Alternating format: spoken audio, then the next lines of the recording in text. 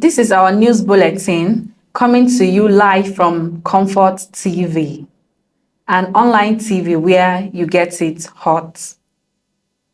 Bringing you details of these and other stories is Ikechukwu Ogechi. These are the headlines. Governor Otti has been drawn to a mischievous and diversionary post being widely circulated in the media, giving the false impression that he is opposed to the creation of additional states in the Southeast. Federal government have secured a $5 million loan to upgrade power distributing infrastructure. The news. The attention of the state's governor, Dr. Allex Otti, has been drawn to a mischievous and diversionary post being widely circulated in the media, giving the false impression that he is opposed to the creation of additional states in the Southeast. A release signed by the Special Advisor to the Governor on Media and Publicity, Ferdinand Ekoma, says Governor Otti's position over the years on the creation of states is that the country does not require additional states, especially when most of the already existing states lack viability for economic self-sustainability. According to the release, the governor has, in seminar works over the years, advocated a 6th regional structure for the country, which would support his advocacy for reducing costs of governance. The release enjoins all stakeholders involved in the ongoing discussion for creation of additional states, especially public office holders, to guard against selfish interests but work for welfare of majority of the citizens. The Deputy Speaker, House of Representatives and Chairman, House of Committee of Constitution Review, Chief Benjamin Kalu, has promised that the committee on the review of 1999 Constitution, as amended, will provide a constitution that reflects the hopes and values of all Nigerians. Chief Kalu, who stated this during the Constitutional Review public hearing at Southeast Center Zone B, covering Imo and Abia states in Owerri, explained that the hearing is part of the committee's effort to ensure broader participation by Nigerians and other critical stakeholders in the ongoing process of amending the 1999 Constitution of the Federal Republic of Nigeria. In his address, themed Encoding Our Collective Aspiration, the governor, Dr. Allex Otti, represented by his deputy, Chief Ikechukwu Emetu, said the 1999 Constitution, which came into force by Decree number 24 of 1999 by the ruling military dictatorship, had been severely criticized for lacking the input of a broad section of Nigerians. Noting that the flaws and the drawbacks in the Constitution are best understood within the context of the social and political realities of time.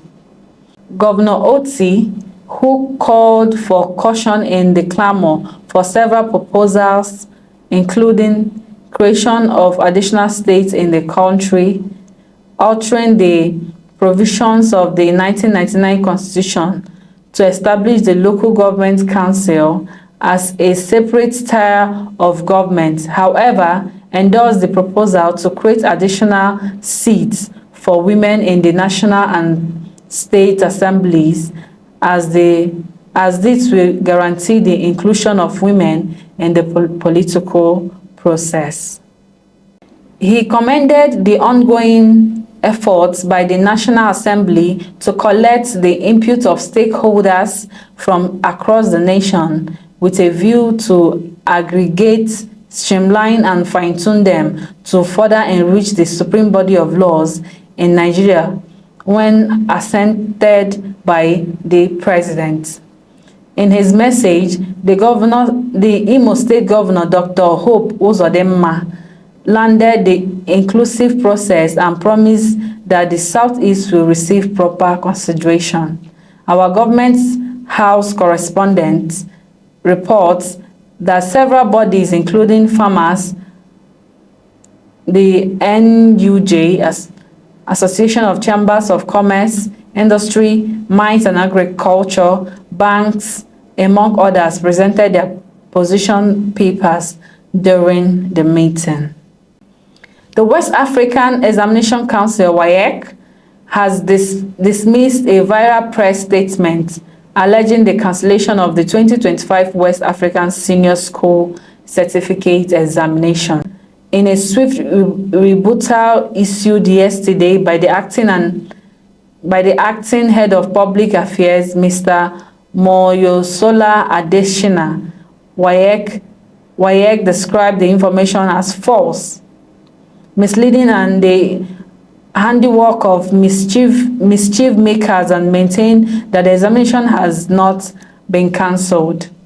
Mr. Adeshina revealed that the viral press statement states that the Federal Ministry of Education, in collaboration with WAEC, had cancelled the entire 2025 WAEC due to massive examination malpractice, coordinated leakage of question papers, and unauthorized digital dissemination of examination materials. He noted that making of scripts have just been concluded and assured the public that results would be released on or before the 4th of next month. Monday, Okpebholo, governor of Edo State, says his recent comment about the visit of Peter Obi, presidential candidate in Labour Party in 2023, to the state was not a threat. During a public event in Edo on Friday, Okpebholo warned Obi not to come to the state again without security clearance. The Edo governor claimed that Obi's recent visit to the state coincided with the killing of 3 people.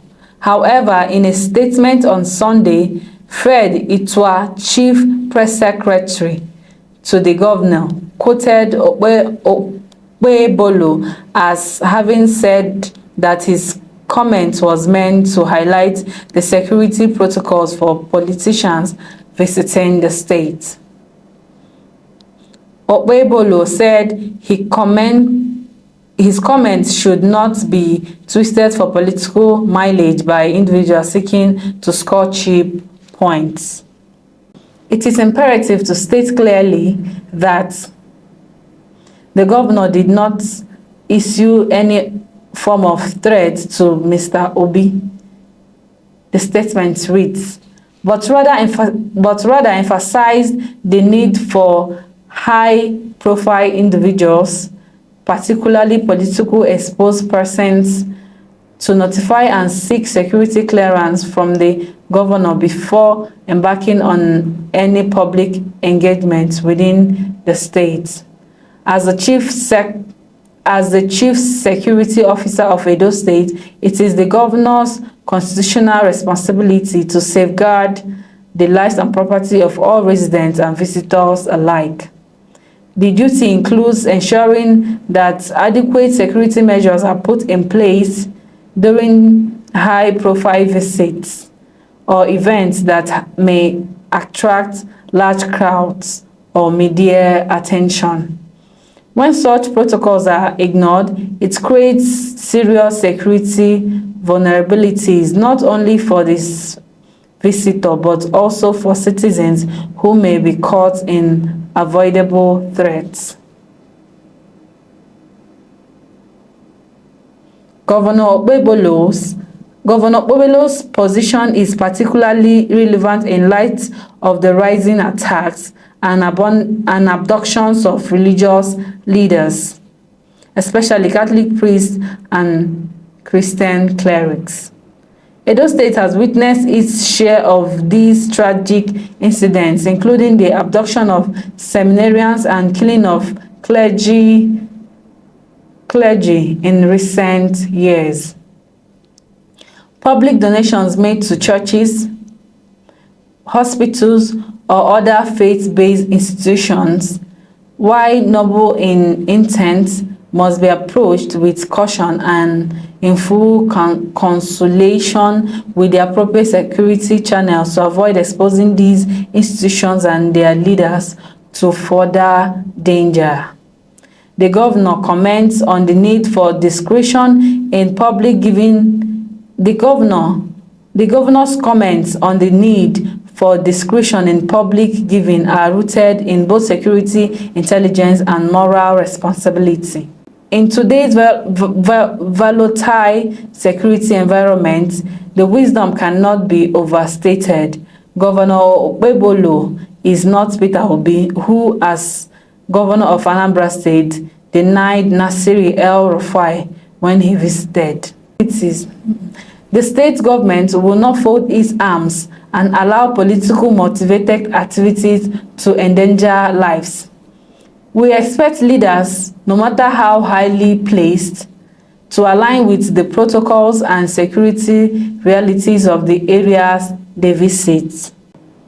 Katsina State Governor Malam Dikko Umaru Reda was involved in a minor road accident this evening along the Daura-Katsina Road while carrying out his official duties in service to the people of Katsina State, Mohammed stated. He assured the public that the governor was safe and unharmed. We are pleased to confirm that the governor is in good health and stable condition, with no serious injuries sustained. Governor Reda remains the high spirit and expresses his gratitude to Almighty Allah for his protection, as well as Katsina citizens and well-wishers for their prayers and concern, the statement added. Veteran Nollywood actor Tom Njemanze has passed away after a protracted battle with prostate cancer. His death was confirmed by movie producer Stanley Ajemba Chibweze, popularly known as Stanley on Top, on Saturday, July 19th. Stanley on Top said he received the news of the veteran's passing from his family on Friday, July 18th. Good afternoon, everyone. It's another sad period as we receive news from Tom Njemanze's family that he has succumbed to his ailment and passed on yesterday. May his soul rest in peace. It's well. We tried to save him, but God knows the best. Nollywood loses another legend. Stanley wrote, sharing a picture of the allying actor. Thanks for staying with us on the news. Don't forget that you are watching Comfort TV, your online TV station that brings you hot updates and entertainment. Please subscribe to our YouTube channel so that you will be the first to get notifications in all trending updates. I am still Ikechukwu Ogechi. Thanks for staying with us.